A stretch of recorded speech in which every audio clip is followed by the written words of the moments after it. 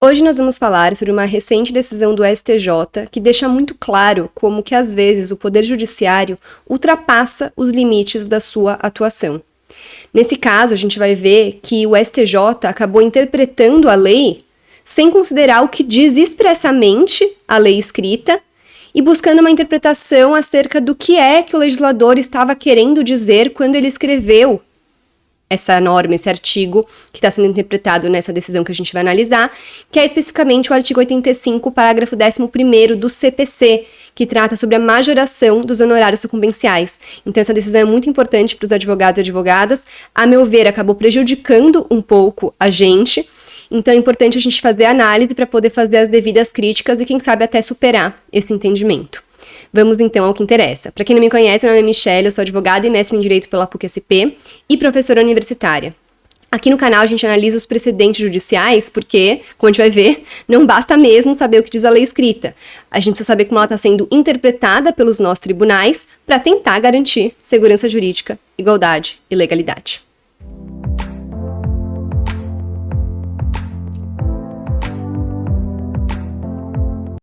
Antes da gente começar a análise da nossa decisão, não esqueça de se inscrever no canal, dar o seu like nesse vídeo e compartilhar esse vídeo com outras pessoas que possam se interessar sobre esse assunto, especialmente advogados e advogadas que vão ser diretamente afetados por essa decisão.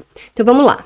Esse caso, então, é um recurso especial que foi interposto pelo Instituto Nacional do Seguro Social para impugnar acórdão proferido pelo Tribunal Regional Federal da 4ª Região, por meio do qual foi negado o provimento à apelação da parte autora e parcialmente provido o recurso de apelação interposto pelo INSS. O que é alegado nesse recurso especial é que o acórdão recorrido teria violado o artigo 85, parágrafo 11º do CPC, que trata da majoração dos honorários sucumbenciais em segunda instância, quando do julgamento do recurso, ou quando do julgamento de um recurso no STJ e no STF, uma vez que promovida, então ele alega que teria havido a violação desse artigo, uma vez que promovida indevida majoração dos honorários advocatícios de sucumbência em desfavor da autarquia apelante, olvidando-se do provimento parcial do recurso de apelação interposto pelo recorrente. Então, basicamente, o que está sendo alegado nesse recurso especial é que só pode existir a majoração dos honorários sucumbenciais quando do julgamento do recurso, quando o recurso é desprovido ou quando o recurso não é conhecido. Então, quando o recurso tem parcial provimento ou é totalmente provido, não tem que existir majoração dos honorários sucumbenciais. Parece um pouco estranho, né? Afinal, se eu sou a parte vencedora de uma ação, mas eu tive que apelar porque eu quis majorar o valor dos danos morais, por exemplo, ou na ação de origem eu fui parcialmente vencedora, os pedidos foram parcialmente julgados procedentes, eu tive que apelar para conseguir algo a mais, eu como advogada da parte apelante, que foi vencedora, mas teve que entrar com recurso de apelação e tive um trabalho adicional, não vou ser remunerada pelo meu trabalho adicional em segunda instância diante do provimento do meu recurso de apelação, ou do parcial provimento, do meu parcial provimento, o recurso de apelação? Então vamos ver o que isso significa. Então vamos começar pelo voto vencedor, o voto do relator, que fala o seguinte: a controvérsia que se apresenta a julgamento diz com a possibilidade de se proceder, em grau recursal, à majoração da verba honorária estabelecida na instância recorrida, notadamente quando o recurso interposto venha a ser provido total ou parcialmente, ainda que o provimento esteja limitado a capítulo secundário da decisão recorrida, tal como ocorre quando se modificam critérios até então estabelecidos relativos aos consectários de uma condenação. Aí ele fala então que o artigo, vamos ler o que diz o artigo 85, parágrafo 1º do CPC, que é o que está em discussão. O tribunal, ao julgar o recurso, majorará os honorários fixados anteriormente, levando em conta o trabalho adicional realizado em grau recursal. Essa parte é muito importante. Ele fala levando em conta o trabalho adicional realizado em grau recursal. Tá? Isso é importante para vocês verificarem qual é a minha principal crítica, que foi inclusive feita pelo voto vencido, porque um dos ministros não concordou com o voto desse relator que a gente está analisando agora. Então, levando em conta o trabalho adicional realizado em grau recursal, observando, conforme o caso, disposto nos parágrafos 2º a 6º, sendo vedado ao tribunal no cômputo geral da fixação de honorários devidos ao advogado do vencedor, ultrapassar os respectivos limites estabelecidos nos parágrafos 2º e 3º para a fase de conhecimento, porque os honorários têm que ser arbitrados entre 10% a 20% sobre o valor da causa ou da condenação, etc. Então, se em primeira instância já foi arbitrado em 20%, não tem como majorar mais, né? Bom, E aí, o que o relator vai dizer? Que esse artigo, na verdade, se trata de um artigo que foi incluído pelo CPC de 2015, é uma previsão legal inovadora, para ser um desestímulo à interposição de recursos improducentes. Então, o que ele fala é que o único objetivo desse artigo 85, parágrafo 11º, é impedir a interposição de recursos que vão ser julgados, que não são cabíveis, ou porque não deveriam ser conhecidos, ou porque são manifestamente improcedentes, não tem cabimento, porque a decisão está certa e seria um recurso talvez meramente protelatório, etc. Então ele fala o seguinte: é pressuposto da majoração da verba honorária a infrutuosidade do recurso, assim considerado aquele que em nada altera o resultado do julgamento tal como provido da instância de origem. Então ele entende que o único objetivo desse artigo é realmente impedir a interposição de recursos eventualmente protelatórios. E ele vai continuar. Se a regra legal do artigo 85, parágrafo 11º do CPC existe para penalizar, ele usa o termo penalizar, o recorrente que se vale de impugnação infrutuosa, pode-se concluir que foge ao escopo da norma aplicar a penalidade em situação concreta na qual o recurso tenha sido, em alguma medida, proveitoso à parte que dele se valeu. E por que eu quis enfatizar esse termo penalizar? Porque o artigo não fala, em momento algum, em multa de pena por um recurso que não é cabível. Até porque a gente tem as previsões no CPC já que falam de recursos manifestamente protelatórios, que prevêem a condenação da parte em multa por litigância de má-fé, quando protocola um recurso manifestamente incabível, por exemplo. Então, o objetivo desse artigo, no meu entendimento, não é penalizar ninguém. Pode sim servir como um desestímulo à interposição de recursos? Pode, porque a gente sempre tem que levar em consideração, quando a gente fala para um cliente, por exemplo, a gente vai entrar com recurso, você quer? Os riscos da interposição. Então, um dos riscos atualmente de uma interposição de recurso é a majoração dos honorários de sucumbência. Assim como gastar o valor das custas processuais para interposição, que depois podem não ser recuperadas. E da mesma forma que existem os riscos do ajuizamento de uma ação. Então, às vezes, a pessoa pode falar, eu queria entrar com essa ação, mas no meu caso não vai valer a pena, porque os riscos que eu corro com o ajuizamento são maiores do que o benefício econômico que eu teria. Então, sim, isso é um ponto a ser levado em consideração que pode acabar como uma consequência sendo um desestímulo para a interposição de recurso, assim como as custas de um processo e a possibilidade de condenação em honorários em primeira instância também pode servir de desestímulo ao ajuizamento de uma ação. Mas não é, de forma alguma, esse artigo 85, parágrafo 11º, no meu entendimento, uma penalidade. Porque já existem outras previsões que, quando um recurso é manifestamente protelatório ou incabível, pode ocorrer na condenação da parte ao pagamento de multa. Então, no meu entendimento, muito equivocado esse entendimento que está sendo adotado aqui pelo STJ. Vamos continuar a análise da decisão. Com base nessas premissas, ele vai falar que surge, sem maiores dificuldades, uma primeira conclusão inafastável. Para os fins do artigo 85, parágrafo 11º do CPC, não faz diferença alguma se o recurso foi declarado incognoscível, ou seja, não foi conhecido por lhe faltar qualquer requisito de admissibilidade, ou se o recurso foi examinado pelo mérito e integralmente desprovido. Ambas as hipóteses equivalem-se juridicamente para efeito de majoração da verba honorária pré-fixada. Então, basicamente é isso. Se você é o advogado ou advogada de uma parte que foi vencedora em primeira instância e a parte contrária interpõe recurso de apelação. Se esse recurso de apelação da parte contrária não for conhecido ou for desprovido, você vai ter direito à majoração dos honorários sucumbenciais dentro dos limites previstos no artigo 85 e parágrafos, ok? Agora vamos continuar, então, para a gente verificar os demais pontos importantes da gente analisar, né, da gente interpretar dessa decisão do STJ. Então, o ministro ele vai continuar aqui falando que não cabe penalizar, utilizando esse termo que eu já fiz a crítica que eu entendo necessária, e vai falar que o STJ, inclusive, já tinha diversos entendimentos nesse sentido para fundamentar, então, o entendimento dele mais ainda. E aí, é com base nesse entendimento que ele vai julgar o caso concreto que deu origem a esse recurso especial que foi afetado para ser julgado em sede de recurso especial repetitivo, falando que no caso concreto, o acórdão recorrido conferiu interpretação ao artigo 85, parágrafo 11º, divergente daquela preconizada pelo STJ, promovendo a majoração dos honorários advocatícios em grau recursal em desfavor do INSS, mesmo tendo havido parcial provimento do recurso de apelação interposto pela autarquia, o que se fez de modo a alterar o quanto estabelecido na sentença recorrida relativamente a consectários da condenação imposta. Esse, então, foi o julgamento por parte do voto vencedor do ministro relator, que praticamente todos os demais ministros concordaram com ele. Mas a gente teve um voto vencido do ministro Humberto Martins, que seguiu na linha do que eu tô falando desde o começo desse vídeo. Então vamos lá.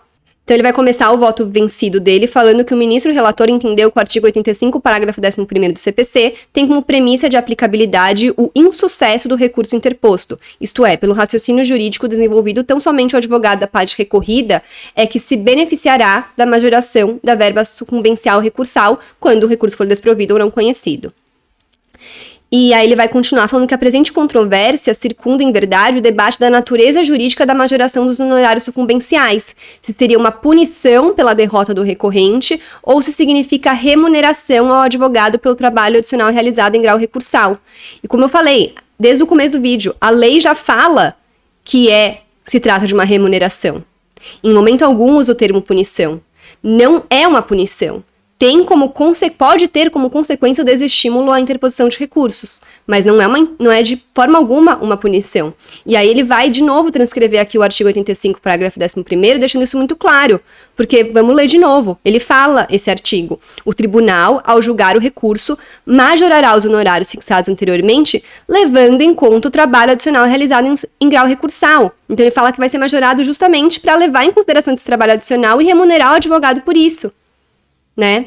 Então, o voto vencido desse ministro foi de acordo com o que eu estava falando desde o começo do vídeo. E ele vai ser muito enfático nesse sentido. Ele vai falar: a majoração da verba honorária sucumbencial tem sim, pela própria literalidade da legislação de regência, natureza jurídica de remuneração pelo trabalho realizado pelo advogado em grau recursal, o que não exclui, portanto, nem o advogado da parte recorrente, nem o advogado da parte recorrida.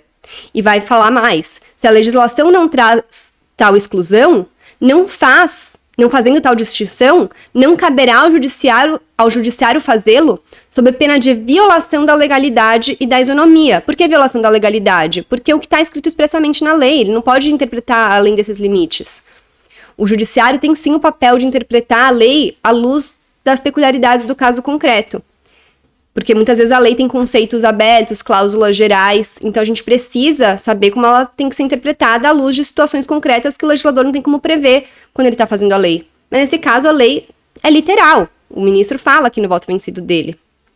E o ministro continua: não há razão legal para que o recorrente, que se sagrou vencedor em seu recurso, não tenha garantida a aplicabilidade do parágrafo 11º do artigo 85 do CPC ao seu caso, porquanto tal preceito legal não traz nenhuma disposição que estabeleça que somente em caso de provimento ou improvimento recurso que é cabível a majoração.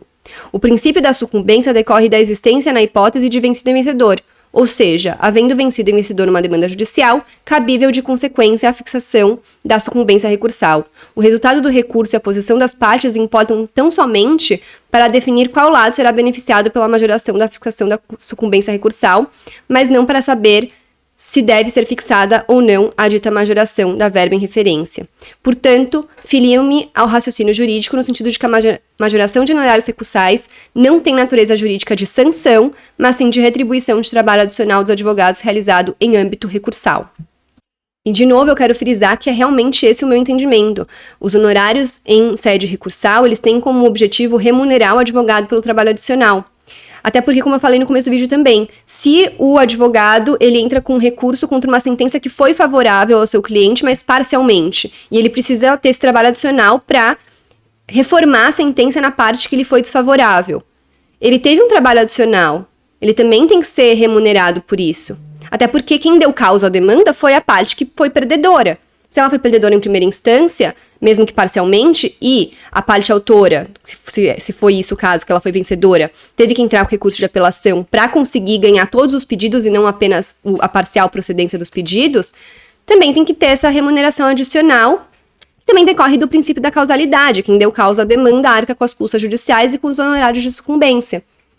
Se esse entendimento que está sendo adotado nesse julgamento, ele contraria até a própria questão das despesas processuais quando a gente ajuiza uma ação. Quer dizer, então, que uma pessoa, ela ajuiza uma ação que, exercendo seu direito de ação, e ela perde, os pedidos são julgados improcedentes, quer dizer que só assim o advogado da parte ré vai ter direito a honorários sucumbenciais? Pedidos forem julgados procedentes, o advogado da ação não tem direito de receber os honorários de sucumbência? só o advogado do réu teria direito a receber se fosse julgado improcedente. Então, assim, foi um raciocínio lógico-jurídico que, a meu ver, não fez muita lógica e, como eu falei também, vai contra o que diz expressamente a lei que fala em remuneração pelo trabalho adicional do advogado. Depois do voto vencido, um dos ministros também quis declarar o seu voto, mas ele foi no mesmo sentido do voto do relator, e ele utilizou um argumento diferente. Ele fala que quando existe a reforma da decisão anterior, ainda em que mínima parte, já não há os honorários de sucumbência dantes fixados, mas sim honorários redimensionados ante o novo quadro que se desenha com o provimento total ou parcial do recurso, ainda que eventualmente se mantenham os valores que foram fixados anteriormente. Então, o que ele fala é, quando existe o provimento de um recurso, não existe majoração dos honorários, existiria uma nova aplicação, um novo arbitramento desses honorários de sucumbência diante da nova situação que foi causada pela não manutenção da sentença de primeira instância. Então, é um argumento que funciona um pouco melhor, a meu ver, mas mesmo assim não muda o fato de que o que acontece na prática é que, quando existe a procedência dos pedidos, sempre se majora os honorários, ou então se arbitra de acordo com o novo pedido que foi também julgado procedente, ou quando existe a inversão, a procedência para que a parte que foi vencedora em primeira instância agora seja a perdedora, o que acontece é a inversão do ônus sucumbencial, mantendo sim os valores. Então também seria o caso de uma majoração, até para beneficiar o advogado daquela parte que entrou com um recurso contra uma sentença que ele entendia que estava errada, e saiu vitorioso, tendo esse trabalho adicional em segunda instância. Então, esse é o meu entendimento, não concordo com essa decisão do STJ, principalmente com relação ao fundamento da punição que foi colocado em questão, mas esse foi o resultado, e como sempre nesses casos, foi fixada a seguinte tese: a majoração dos honorários de sucumbência prevista no artigo 85, parágrafo 11º do CPC, pressupõe que o recurso tenha sido integralmente desprovido ou não conhecido pelo tribunal, monocraticamente ou pelo órgão colegiado competente. Não se aplica o artigo 85, parágrafo 11º do CPC, em caso de provimento total ou parcial do recurso, ainda que mínima alteração do resultado do julgamento e limitada a consectários da condenação. Então, mesmo que você interpõe um recurso só para impugnar a parte da condenação ao pagamento de honorários sucumbenciais, se isso for parcialmente provido, já vai impedir que haja a majoração dos honorários em segunda instância para o advogado da parte que se saiu vencedora na demanda.